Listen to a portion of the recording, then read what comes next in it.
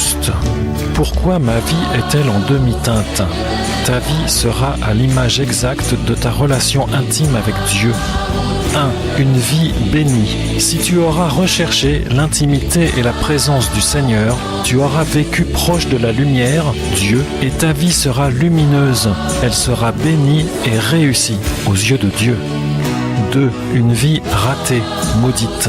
Si tu n'auras pas recherché Dieu ou que tu auras cherché à bénéficier de sa parole et de son autorité pour tes besoins personnels, ton commerce, ta religion, alors ta vie sera ténébreuse, puisque loin de la présence du Seigneur, la lumière, et elle sera ratée, maudite, aux yeux de Dieu. 3. Une vie en demi-teinte. Entre les deux extrêmes qui viennent d'être exposés, la lumière et les ténèbres, ta vie pourra prendre toutes les nuances possibles, car Dieu est juste, et il appliquera sur ta vie l'exact reflet de la relation que tu auras eue avec lui. Quand il te montrera les projets qu'il avait pour toi, il les annulera devant tes yeux et ils ne s'accompliront pas si ta vie n'est pas entièrement soumise à lui. C'est pourquoi ta vie sera ratée. Sinon, ces projets s'accompliront partiellement et avec plus ou moins de succès en fonction de ta vie partiellement intime avec lui. C'est pourquoi ta vie sera en demi-teinte dans ce cas. Une vie bénie. Deutéronome 28, verset 1. Or, il arrivera que si tu écoutes la voix de Yahweh, ton Dieu, et que tu prennes garde de pratiquer tous ces commandements que je t'ordonne aujourd'hui, tu seras béni en entrant et tu seras béni en sortant. Yahweh ordonnera à la bénédiction d'être avec toi, dans tes greniers et dans tout ce à quoi tu mettras ta main. Yahweh t'établira pour lui être un peuple saint. Yahweh te fera abonder de biens. Yahweh t'ouvrira son bon trésor pour bénir tout le travail de tes mains. Yahweh te mettra à la tête et non à la queue. Tu seras toujours en haut et jamais en bas lorsque tu obéiras au commandement de Yahweh ton Dieu. Une vie ratée, maudite. Deutéronome 28, verset 15. Mais si tu n'obéis pas à la voix de Yahweh ton Dieu, pour prendre garde de pratiquer tous ces commandements et ces lois que je t'ordonne aujourd'hui, tu seras maudit à ton entrée et tu seras maudit à ta sortie. Yahweh enverra sur toi la malédiction, la confusion et la ruine dans tout ce à quoi tu mettras ta main et que tu feras. Yahweh te frappera de folie, d'aveuglement et d'égarement d'esprit. Tu ne prospéreras pas dans tes voies et tu seras opprimé et dépouillé tous les jours et il n'y aura personne pour venir te sauver. Tu fianceras une femme, mais un autre couchera avec elle et la violera. Tu bâtiras une maison, mais tu ne l'habiteras pas. Tu planteras une vigne, mais tu n'en jouiras pas. Tes yeux le verront et tu n'auras aucun pouvoir en ta main. Tu deviendras fou à cause de ce que tu verras de tes yeux. Yahweh te frappera d'un ulcère malin dont tu ne pourras guérir. Tu engendreras des fils et des filles, mais ils ne seront pas à toi, car ils iront en captivité. L'étranger qui sera au milieu de toi montera toujours plus au-dessus de toi, et toi tu descendras toujours plus bas. Il sera à la tête et tu seras à la queue. Toutes ces malédictions viendront sur toi, elles te poursuivront et t'atteindront parce que tu n'auras pas obéi à la voix de Yahweh ton Dieu pour garder ses commandements et ses lois qu'il t'a ordonnées. Conclusion. Proverbe 16, verset 3. Recommande tes affaires à Yahweh et tes projets seront bien ordonnés. La connaissance de Dieu, sa relation intime, est la seule source de vie. La méconnaissance de Dieu constitue une mort dès cette vie. Amen.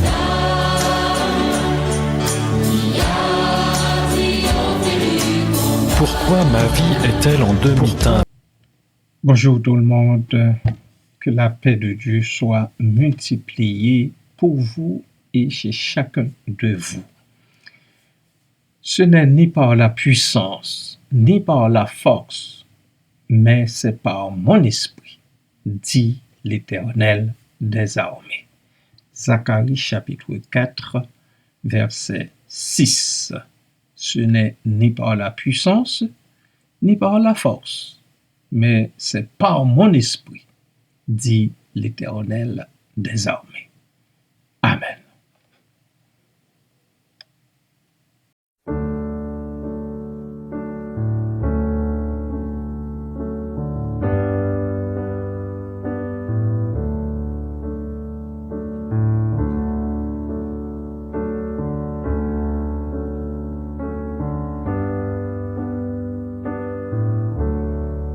En Jésus seul est mon espoir, lui ma lumière, ma force, mon champ, pierre angulaire, solide rempart, même quand l'orage devient violent. Oh quel amour, oh quelle paix, les luttes cessent, la peur se tait. Mon réconfort, mon plus grand bien, dans l'amour du Christ je me tiens.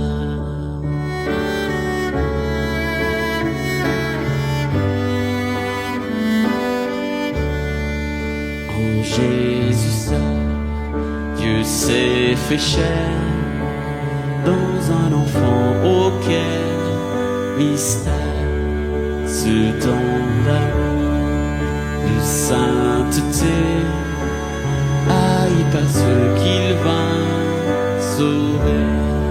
Jusqu'à la croix, il s'est livré, sur lui la colère est tombée. Tous mes péchés, il les a pris, par la mort de Jésus, je vis.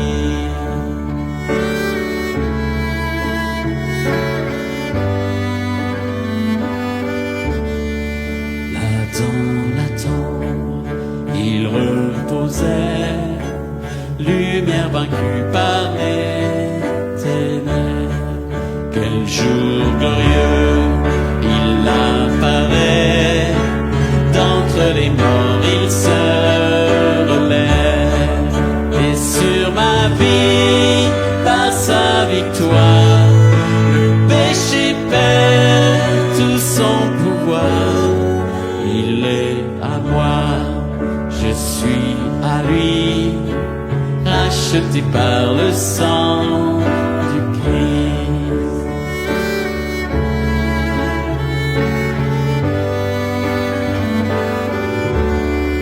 Je vis en paix, je meurs sans crainte, gardé par la puissance du Christ, du premier cri au dernier souffle. Jésus est maître de ma vie. Les plans des hommes ou du malin ne peuvent m'arracher de sa main, et qu'il revienne ou me rappelle, par la force du Christ je tiendrai. Les plans des hommes ou du malin ne peuvent m'arracher de sa main, et qu'il revienne ou me rappelle, par la force du Christ je tiendrai.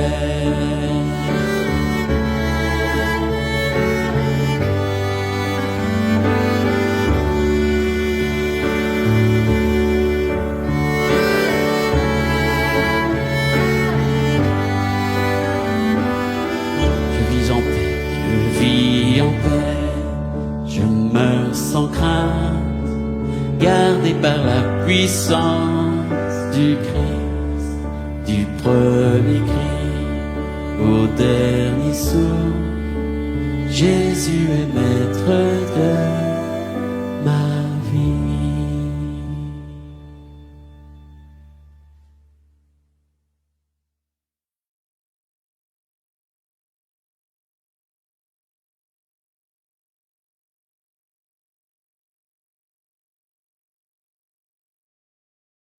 Le chemin de la victoire du croyant. Comme par hasard, je vous ai proposé quelques moyens par lesquels les croyants peuvent réagir devant les attaques répétées du malin pour assurer le maintien de leur vie de prière.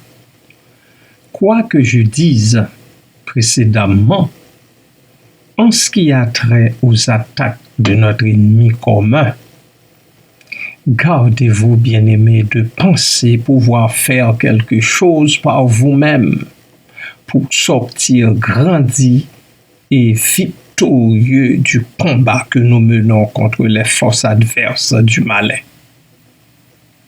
Pensez pouvoir contribuer avec votre propre force ou pensez utiliser votre propre stratégie pour renverser les prédictions et les projections du diable sur vous, entraîne le croyant sur une pente très dangereuse.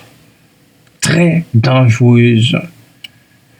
Je le dis par rapport à une certaine tendance qui veut faire croire aux croyants que nous sommes qu'ils ont le pouvoir et sont capables de chasser Satan de leur environnement et le mettre en hors d'état de nuire. Ce n'est tout simplement pas vrai que vous puissiez faire quelque chose contre lui. Dites-le vous. Ne prétendez pas pouvoir affronter Satan et être victorieux de lui.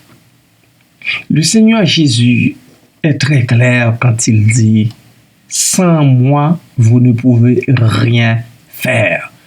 Jean chapitre 15, verset 5c, soit la dernière partie du verset. Mais c'est important de lire tout le verset. Jean, dis-je bien, chapitre 15, au chapitre 15 et au verset 5, le Seigneur dit, « Je suis le cep, vous êtes les sarments. Celui qui demeure en moi et en qui je demeure porte beaucoup de fruits. Car sans moi, vous ne pouvez rien faire. » Bien avant Christ, dans l'Ancien Testament, nous lisons ce qui suit en Zacharie chapitre 4, verset 6. C'est ici la parole que l'Éternel adresse à Zorobabel. C'était pas à n'importe qui, hein? Ce n'est ni par la puissance, ni par la force, mais c'est par mon esprit, dit l'Éternel des armées. Zacharie 4, 6. C'est uniquement par l'Esprit du Seigneur que Satan échoue dans ses attaques contre les élus et que des victoires sont remportées, bien-aimés du Seigneur. Que donc les enfants de Dieu se gardent de l'oublier, qu'ils l'impriment sur la table de leur cœur. Étant très astucieux, le malin peut susciter cet orgueil chez beaucoup d'entre nous pour perdre notre âme. Soyez donc vigilants tout en étant dociles. Veillez et priez, enfants de Dieu. Amen. Bien-aimés du Seigneur, en guise de réflexion, je vais reprendre le chant précédemment exécuté par le groupe. En Jésus seul est mon espoir, lui, ma lumière, ma force, mon chant. Pierre angulaire, solide rempart, même quand l'orage devient violent. Oh, quel amour! Oh, quelle paix! Les luttes cessent, la peur se tait. Mon réconfort, mon plus grand bien, dans l'amour du Christ, je me tiens. Amen. C'est dans l'amour du Christ que nous nous tenons. Gloire à Dieu. Deuxième strophe. En Jésus seul, Dieu s'est fait chair. Dans un enfant, oh, quel mystère! Ce don d'amour, de sainteté, haï par ceux qu'il fait sauver. Jusqu'à la croix, il s'est livré. Sur lui la colère est tombée. Tous mes mes péchés, il les a pris. Par la mort de Jésus, je vis. Vous aussi, c'est par la mort de Jésus. Vous qui croyez, c'est par sa mort que vous vivez. Est-ce que vous vous en rendez compte? Par sa seule mort, vous et moi, nous vivons. Et nous vivons pour le temps et pour l'éternité. Là, dans la tombe, il reposait. Lumière vaincue par les ténèbres. Quelle joie glorieuse il apparaît d'entre les morts, il se relève. Et sur ma vie, par sa victoire, le péché perd tout son pouvoir. Il est à moi. Je suis à lui, racheté par le sang du Christ.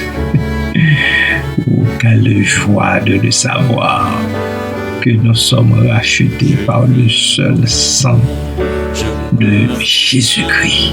Alléluia. Gloire à toi, Seigneur. Amen. Et oui, nous sommes convaincus que les plans des hommes ou du malin ne peuvent nous arracher de sa main et qu'ils reviennent ou nous rappellent par la force du Christ. Nous tiendrons parce que le Créateur, l'Éternel, notre Dieu, nous a créés pour vivre éternellement. Alors, il a tout mis en place longtemps à l'avance pour que nous vivions, pour que ceux et celles qui croient vivent pour le temps et pour l'éternité. Voilà le plan de l'Éternel, notre Dieu, accompli. Son plan accompli, son plan merveilleux pour nous les humains, a été accompli en Christ et son plan est accompli pour le temps et pour l'éternité. Béni soit son Saint-Nom. Alléluia. Amen. Amen. Bien-aimé du Seigneur, c'est sur cette note que je vous laisse entre les mains de l'Éternel, notre Dieu, sous la toute-puissance du sang de Christ qui couvre une multitude de péchés. Amen.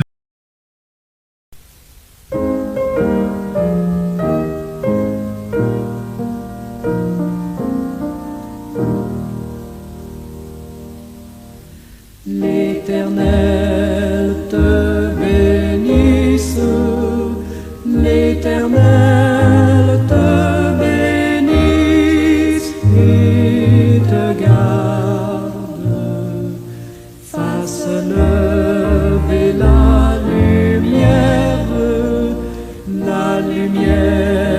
de sa face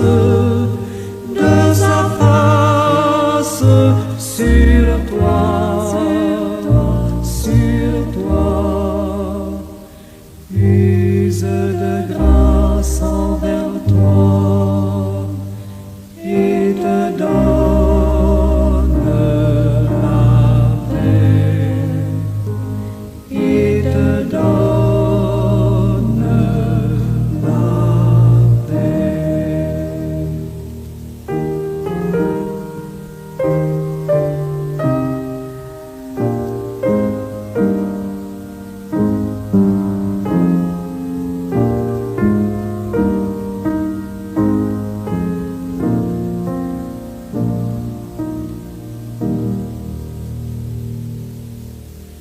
L'Éternel te bénisse, l'Éternel te bénisse et te garde, fasse lever la lumière de sa face sur toi, sur